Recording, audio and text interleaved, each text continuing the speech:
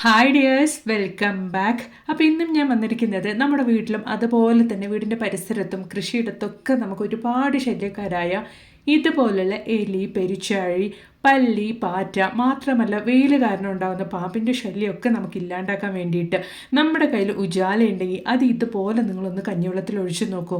പിന്നീട് ഇവറ്റുകളുടെ ശല്യം പോലും നമുക്ക് ഉണ്ടാവില്ല.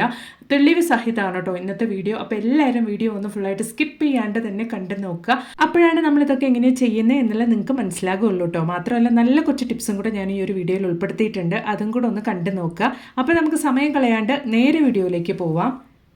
അപ്പോൾ നമുക്ക് നമ്മുടെ ആദ്യത്തെ ടിപ്പ് ഒന്ന് കണ്ടു നോക്കാം കേട്ടോ. നമ്മുടെ വീട്ടിൽ പാലൊക്കെ കാച്ചുന്ന സമയത്ത് പാൽ ഒഴിക്കുന്നതിന് മുമ്പായിട്ട് നിങ്ങൾ ആ പാൽ കാച്ചുന്ന പാത്രത്തിൻ്റെ അടിയിൽ ഇതുപോലെ കുറച്ച് വെള്ളം ഒഴിച്ച് കൊടുത്തിട്ട് പിന്നീട് നിങ്ങൾ പാൽ കാച്ചി എടുക്കുവാണെങ്കിൽ നമുക്ക് പാലൊക്കെ തിളച്ച് വരുന്ന സമയത്ത് ആ പാലൊക്കെ ഉപയോഗിച്ച് കഴിഞ്ഞാൽ ആ ഒരു പാത്രം കഴുകുമ്പോൾ ഒരുപാട് അടി പിടിച്ചിട്ടുണ്ടാവില്ലേ പാലൊക്കെ. അപ്പം അങ്ങനെയുള്ള ആ ഒരു പ്രശ്നം ഇല്ലാണ്ട് കൊണ്ട് നമ്മൾ പാൽ തിളപ്പിച്ചെടുത്താലും നമുക്ക് പാൽപാത്രത്തിൻ്റെ അടിയിലൊന്ന് ഒട്ടാണ്ടിരിക്കാൻ വേണ്ടിയിട്ട് നിങ്ങൾ പാൽ ഒഴിക്കുന്നതിന് മുമ്പായിട്ട് ഇതുപോലെ കുറച്ച് വെള്ളം ഒഴിച്ചിട്ട് തിളപ്പിച്ച് നോക്കുക കേട്ടോ.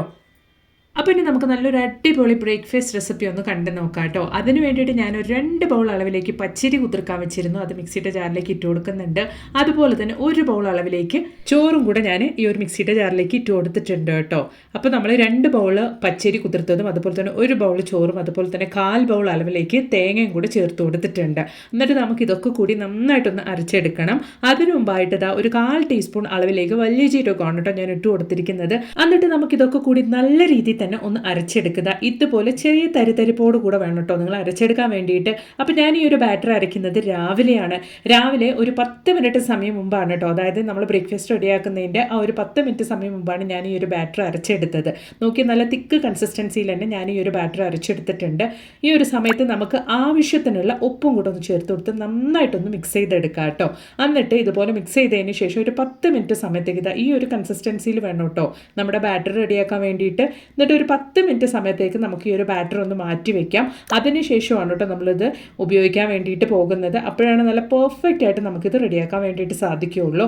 അപ്പോൾ ഇനിയിപ്പോൾ മാവ് നമ്മൾ രാത്രി ഒന്നും അരച്ച് വെക്കേണ്ട ആവശ്യമില്ല. ഇതുപോലെ നിങ്ങൾക്ക് ചെയ്തെടുക്കാം കേട്ടോ. അപ്പോൾ ഇതാ ഞാൻ നിങ്ങൾക്ക് ഒരു 10 മിനിറ്റ് സമയം കഴിഞ്ഞതിന് ശേഷം ഞാനൊരു പാനിലേക്ക് നമ്മൾ റെഡിയാക്കി ഈ ഒരു ബാറ്റർ ഒന്ന് ഒഴിച്ച് കാണിക്കാം.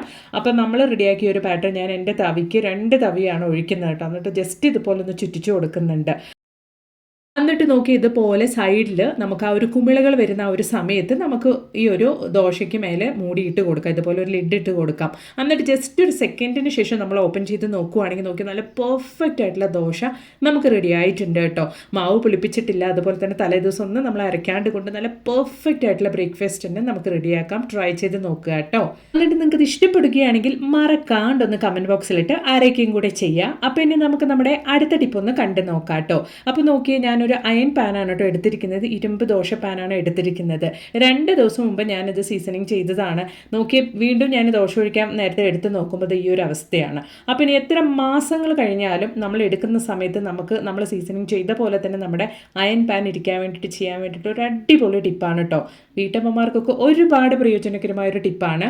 അപ്പോൾ ഇത് അതിന് വേണ്ടിയിട്ട് കുറച്ച് വൈറ്റ് കോൾഗേറ്റ് ആണ് ഞാൻ ഒരു പാനിൻ്റെ മേലേക്ക് ഇട്ടിരിക്കുന്നത്.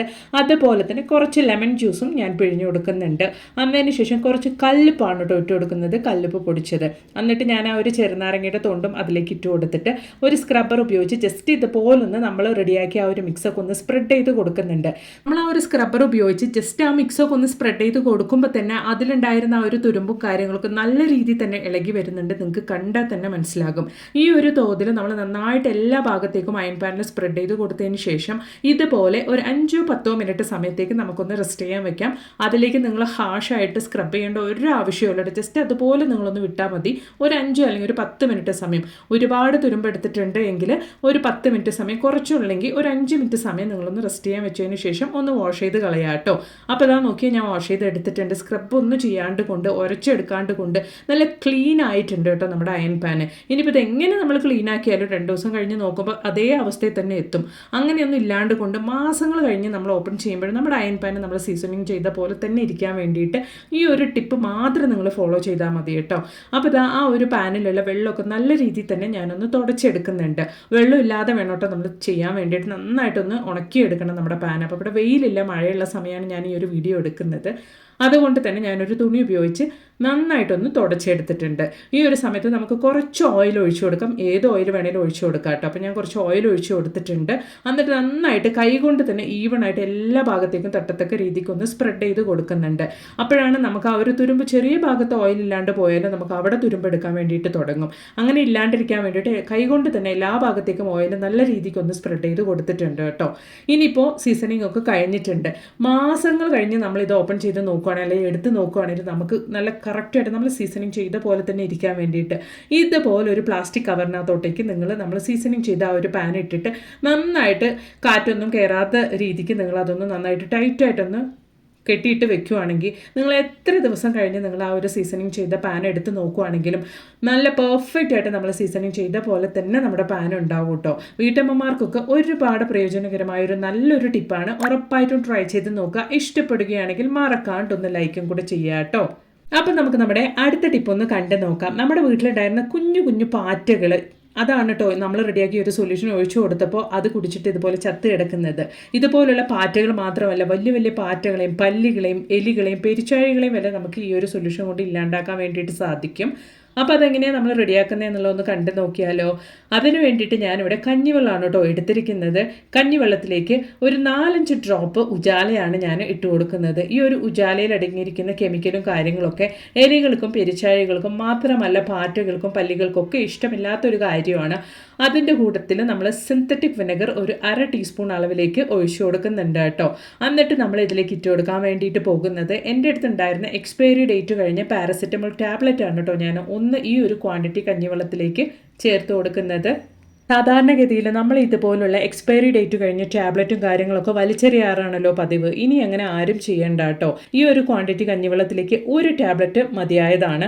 അത് നമ്മൾ ഇട്ട് കൊടുത്തതിന് ശേഷം നന്നായിട്ടൊന്ന് മിക്സ് ചെയ്ത് കൊടുക്കുക കേട്ടോ. എന്നിട്ട് നമ്മൾ ഒരു 1 മണിക്കൂർ സമയം ഈ ഒരു സൊല്യൂഷൻ അങ്ങനെ തന്നെ റെസ്റ്റ് ചെയ്യാൻ വെച്ചതിന് ശേഷമാണ് നമ്മളിത് ഉപയോഗിക്കാൻ വേണ്ടിയിട്ട് പോകുന്നത്. നമ്മളിതിൽ വിനെഗറൊക്കെ ചേർത്ത് കൊടുത്തുകൊണ്ട് തന്നെ ആഴ്ചകളോളം നമുക്കിത് കേടുകൂടാണ്ട് സൂക്ഷിക്കാൻ വേണ്ടിയിട്ട് സാധിക്കും കേട്ടോ. അപ്പോൾ നമുക്കിത് ഉപയോഗിക്കാൻ വേണ്ടി ഞാനൊരു ബോട്ടിലേക്കൊന്ന് മാറ്റിയെടുക്കുന്നുണ്ട്. അപ്പോൾ അതിന് വേണ്ടിയിട്ട് നമുക്ക് സ്പ്രേ ബോട്ടിൽ തന്നെ വേണമെന്നില്ല. നമ്മുടെ കയ്യിൽ ഇതുപോലെ ഡിഷ് വാഷ് ലിക്വിഡൊക്കെ കഴിഞ്ഞ ബോട്ടിൽ അല്ലെങ്കിൽ ഹാൻഡ് വാഷൊക്കെ കഴിഞ്ഞ ബോട്ടിലൊക്കെ ഉണ്ടെങ്കിൽ നമുക്ക് അതൊക്കെ ഇതുപോലുള്ള പർപ്പസിനൊക്കെ ഉപയോഗിക്കാൻ വേണ്ടിയിട്ടുള്ളതാണ് കേട്ടോ. ധാരാളമായിട്ട് ഉപയോഗിക്കാം. അത് കറക്റ്റായിട്ടിരിക്കും നമുക്ക് ഉപയോഗിക്കാൻ വേണ്ടിയിട്ട്. അപ്പോൾ ഇതാ നമ്മൾ റെഡിയാക്കിയ ഒരു സൊല്യൂഷൻ ഞാനിതാ ഇതുപോലെ നമ്മുടെ ഗ്യാസ് സ്റ്റോപ്പിൻ്റെ മുകളിലേക്ക് രാത്രി ജോലിയൊക്കെ കഴിഞ്ഞതിന് ശേഷം ജസ്റ്റ് ഇതുപോലെ സ്പ്രേ ചെയ്ത് കൊടുത്തിട്ട് അതുപോലെ അങ്ങ് തുടച്ച് കളയാണ്ട് വിടുവാണ്. അപ്പോൾ നമ്മൾ രാവിലെ എണീറ്റ് നോക്കുമ്പോൾ പല്ലികളാണെങ്കിലും എലികളാണെങ്കിലും ഇതൊക്കെ കഴിച്ചിട്ട് ചത്ത് വീഴുന്നതായിട്ട് കാണാൻ വേണ്ടിയിട്ട് സാധിക്കും കേട്ടോ. മാത്രമല്ല നമ്മുടെ ജോലിയൊക്കെ കഴിഞ്ഞതിന് ശേഷം കിച്ചൺ സിങ്കിലും നിങ്ങൾ ഈ ഒരു സൊല്യൂഷൻ സ്പ്രേ ചെയ്ത് കൊടുക്കുകയാണെങ്കിൽ നമ്മൾ അറിയാണ്ട് കൊണ്ട് ആ ഒരു കിച്ചൺ സിങ്കിന്റെ പൈപ്പ് വഴി വരുന്ന പ്രാണികളുടെ ശല്യം ഒന്നും നമ്മുടെ വീട്ടിലുണ്ടാവില്ല. ഉറപ്പായിട്ടും ട്രൈ ചെയ്ത് നോക്കുക കേട്ടോ.